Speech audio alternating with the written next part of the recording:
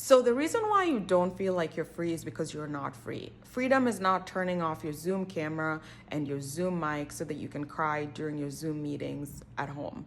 Freedom is not teaching yourself how to cry without shedding any tears or making any noises so that you can cry during your IRL meetings at work. Freedom is actually having control over your own bodily autonomy and being able to have resources to take care of yourself and your community without having to sell your time to a capitalist to have your needs met.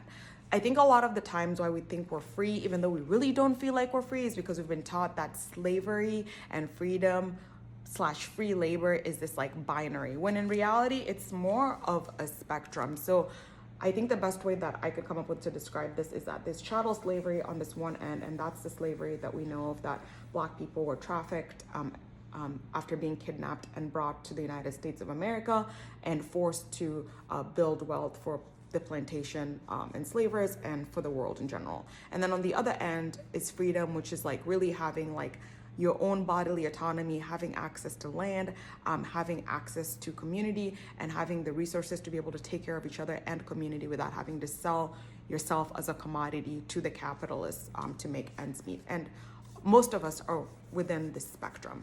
Some of us are doing VLOOKUPs while crying, trying to optimize keywords.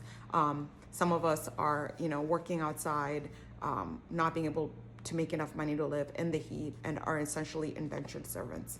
The reason why I'm talking about this is because I've been reading this book, Scenes of Subjection by Saidiya Hartman. It's a really, really good book, and she just talks about how,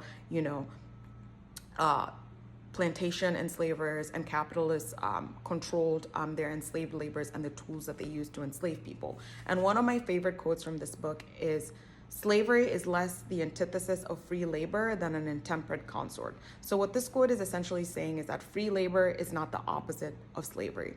They're actually like toxic besties.